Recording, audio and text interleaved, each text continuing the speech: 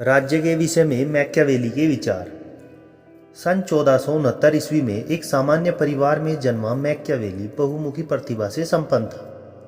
Florence के इस Machiavelli को उच्च शिक्षा की प्राप्ति का अवसर नहीं मिला, लेकिन लैटिन भाषा की अधिकतम जानकारी के कारण इसे फ्लोरेंस गणराज्य के गृह एवं विदेश कार्यालय में क्लर्क की नौकरी अवश्य मिल गई। इसकी प्रतिभा से प्रभावित होकर इसे जल्द ही द्वितीय सचिव बना दिया गया, जिस पर वह 14 वर्ष तक कार्य किया। इस 14 वर्ष के काल में ही मैकियावेली राजनीतिक दांवपेच एवं कूटनीति से अवगत हुआ, जिसने उसके लेखन को प्रभावित किया। गौरतलब है कि इसी अवधि में मैकियावेली का पोप अलेक्जेंडर VI एवं उसके पुत्र सीजर बोर्जिया से संपर्क स्थापित हुआ। उल्लेखनीय है कि सीजर बोर्जिया जितना निर्दयी था उतना ही विश्वासघाती और लंपट था। मैकियावेली ने सीजर बोर्जिया को ही सभी शासकों का आदर्श माना। उसने अपनी प्रसिद्ध पुस्तक द प्रिंस में उसे एक महान नायक के रूप में चित्रित किया। राज्य पर मैकियावेली के विचारों का विवरण इस प्रकार है। राज्य की उत्पत्ति का प्रधान कारक शक्ति। अपने युग का शिशु मैकियावेली अपनी मातृभूमि इटली की राजनीतिक विखंडता से व्यथित था। इटली के निकट के पड़ोसी देश फ्रांस, स्पेन और इंग्लैंड में एक निरंकुश शक्तिशाली राजतंत्र को साकार होते देख रहा था। इटली की राजनीतिक समस्याओं के समाधान में वह एक शक्तिशाली शासक की भूमिका को महत्वपूर्ण मानता था। राजनीति में यथार्थवादी मैकियावेली इसी परिप्रेक्ष्य में शक्ति की ओर झुका और वह शक्ति की माला जपने लगा। मैकियावेली के अनुसार हर मनुष्य न सिर्फ खुद को बल्कि अपनी संपत्ति को हर हाल में सुरक्षित रखना चाहता है। ऐसे में वह स्वभाव से आक्रामक एवं संग्रहणशील हो जाता है। अपनी संपत्ति को सुरक्षित करने के लिए वह और अधिक संपत्ति प्राप्त करने की दौड़ में शामिल हो जाता है। ऐसी स्थिति में चीज़ों की स्वाभाविक रूप से कमी हो जाती है। उसके लिए स्थायी प्रतियोगिता एवं संघर्ष शुरू हो जाता है। मैकियावेली के अनुसार ऐसी ही संघर्षपूर्ण स्थिति में व्यक्ति एवं समाज की सुरक्षा के लिए एक शक्तिशाली राज्य की जरूरत पड़ती है। अतः उपरोक्त विश्लेषण के आधार पर यह कहा जा सकता है कि मैकियावेली के अनुसार राज्य की उत्पत्ति का प्रधान कारक शक्ति है। राज्य का मुख्य उद्देश्य नागरिकों की आर्थिक समृद्धि। अपनी प्रसिद्ध पुस्तक द प्रिंस के 17वें अध्याय में मैकियावेली ने लिखा कि मनुष्य स्वभाव से कृतघ्न, चंचल, धोखेबाज, डरपोक और लोभी होता है। उसके सभी कार्य भय, शक्ति की लिप्सा और अभिमान से प्रेरित होते हैं। वह तभी तक किसी के साथ रहता है जब तक उसे उसके स्वार्थ की पूर्ति होती है। जैसे ही उसके स्वार्थ की पूर्ति हो जाती है वह उसका साथ छोड़ देता है। मैकियावेली आगे लिखता है, मनुष्य अपनी संपत्ति छीनने वालों की उपेक्षा अपने पिता के हत्यारों को अधिक सुगमता से अक्षमा कर देता है। इसलिए उसने अपने शासक को परामर्श दिया कि वह किसी व्यक्ति को मृत्युदंड दे सकता है परंतु अर्थदंड न दे। इस प्रकार उसके राज्य का उद्देश्य न तो यूनानी दार्शनिकों की दृष्टि से मनुष्य का नैतिक और बौद्धिक विकास करना है और न ही मध्ययुगीन चिंतकों की तरह धार्मिक संस्थाओं द्वारा लोगों को मोक्ष प्राप्त करवाना है। वस्तुतः उपरोक्त विश्लेषण के आधार पर यह कहा जा सकता है कि मैकियावेली के अनुसार राज्य का मुख्य उद्देश्य केवल नागरिकों को आर्थिक रूप से समृद्ध करना है। राज्य की मुख्य कार्य योजना, शक्ति व सर्वोच्चता की प्राप्ति। सार्वजनिक जीवन के व्यापक अनुभव की वजह से मैकियावेली ने खुली आंखों से देखा था कि राजनीतिक व्यक्तियों के कपटी और षड्यंत्रकारी होने के कारण उसका देश इटली भयानक दुर्दशा का शिकार हुआ था। इसी आंखों देखी हाल के आधार पर मैकियावेली ने मनुष्य को स्वार्थी, लोभी, षड्यंत्रकारी एवं कपटी कहा।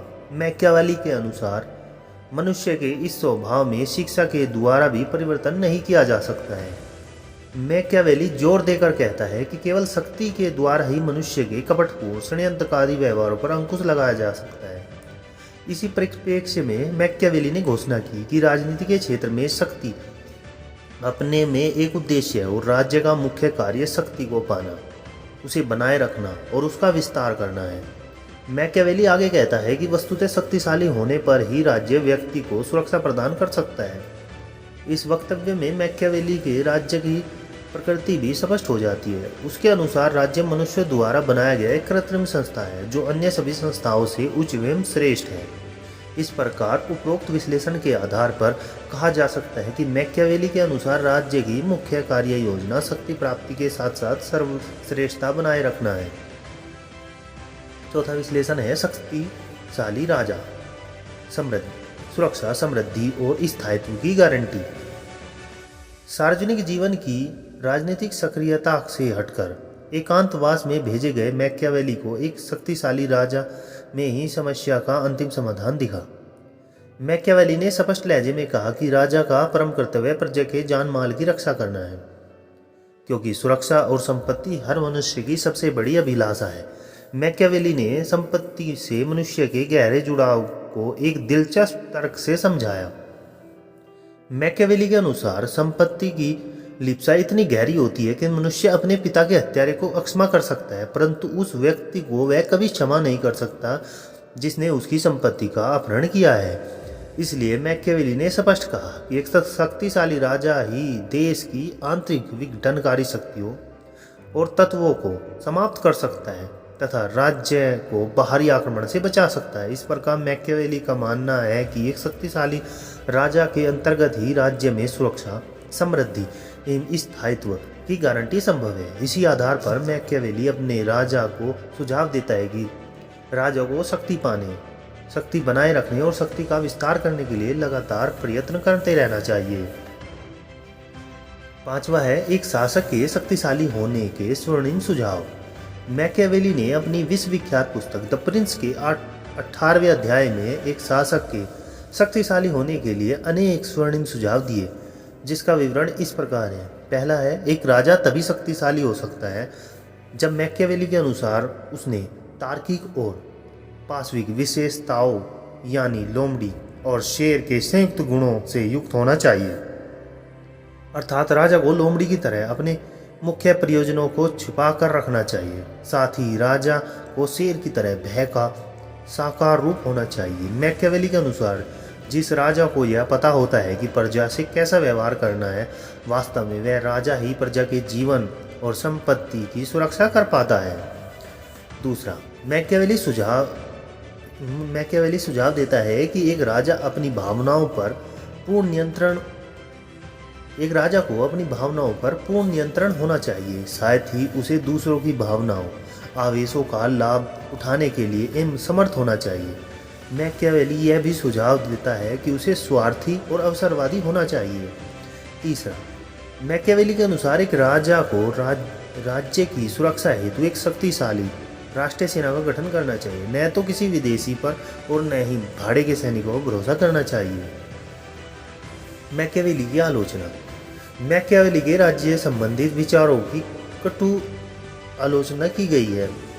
एक तो यह पहली है, मैकियावेली ने मनुष्य को केवल निकृष्ट और स्वार्थी ही माना।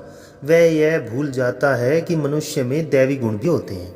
दूसरा, शक्ति संबंधित विचारों की कटु आलोचना करते हुए विद्वान आलोचकों का कहना है कि उसने केवल शक्ति पर ध्यान देकर राजनीतिक शासन तंत्र के बाकी सभी पहलुओं को अनदेखा कर दिया, जो कतई उचित नहीं है। तीसरा, मैकियावेली ने अपने राजा को अपना उल्लू सीधा करने के लिए अवसरवादी होने का सुझाव दिया। इसलिए सेबाइन ने मैकियावेली को राजनीतिक चिंतक न मानकर कूटनीतिज्ञ माना। इन कटु आलोचना के बावजूद निष्कर्ष यह कहा जाता है कि मैकियावेली ही प्रथम चिंतक है जिसने शक्ति की राजनीति का श्रीगृह किया। आज का युग वस्तुतः शक्ति की राजनीति का युग है। राज्य संबंधित उनके विचार समकालीन संदर्भ में प्रासंगिक प्रतीत होते हैं।